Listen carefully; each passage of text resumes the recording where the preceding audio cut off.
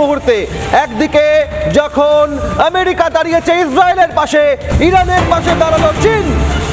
America দাঁড়িয়েছে ইসরায়েলের পাশে, ইরানের পাশে দাঁড়ালো চীন। দুই রাষ্ট্রের বিদেশমন্ত্রীর মধ্যে কথা, যুদ্ধ ছাড়া ইরানের উপায় নেই, মন্তব্য চীনের বিদেশমন্ত্রীর। আপনাদের জানাই, দুই রাষ্ট্রের বিদেশমন্ত্রীর সঙ্গে কথা, সেখানে চীনের বিদেশমন্ত্রী তিনি বলেছেন যুদ্ধ ছাড়া উপায় নেই,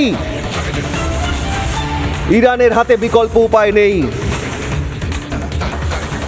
ইরানের পাশে চীন দাঁড়িয়ে দুই রাষ্ট্রের বিদেশমন্ত্রীর মধ্যে কথা হয়েছে, যুদ্ধ ছাড়া ইরানের উপায় নেই, মন্তব্য চীনের বিদেশমন্ত্রীর। ইতিমধ্যেই শান্তির বার্তা দিচ্ছে একদিকে ভারত, বিভিন্ন দেশ চাইছে যুদ্ধ নয় শান্তি চাই, মধ্যপ্রাচ্যের বিশ্বযুদ্ধ ভয়ঙ্কর আকার ধারণ করেছে। মতো অবস্থায় চীনের বিদেশমন্ত্রীর মন্তব্য যুদ্ধ ছাড়া ইরানের উপায় নেই, অর্থাৎ এই যুদ্ধ জারি রাখার ক্ষেত্রে পাশে দাঁড়ালো চীন।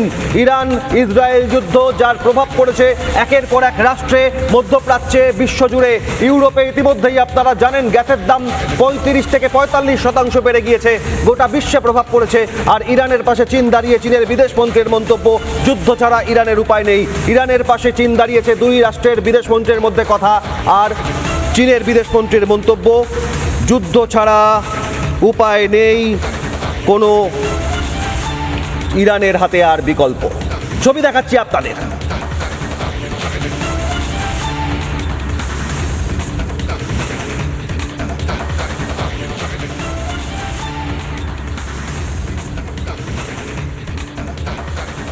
আর একই সঙ্গে আমেরিকা ইসরায়েলকে প্রচন্ড হুঁশিয়ারি দিল চীন।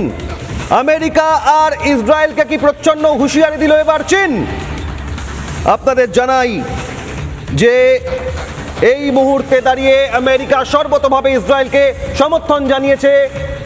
আকাশপথে ইসরায়েলের যুদ্ধ বিমানে আমেরিকান ট্যাঙ্কার জ্বালানি ভরে দিচ্ছে। 20টি জ্বালানি ভর্তি ট্যাঙ্কার ইসরায়েলের উদ্দেশ্যে পাঠিয়েছে আমেরিকা। ডোনাল্ড ট্রাম্প বারবার হুঁশিয়ারি দিয়েছেন ইরানকে, আর ইসরায়েলকে সর্বতভাবে সাহায্য করছেন। এমতো অবস্থায় আমেরিকা যখন ইসরায়েলের পাশে, তখন ইসরায়েল আমেরিকাকে প্রচ্ছন্ন হুঁশিয়ারি কি দিল এবার চীন?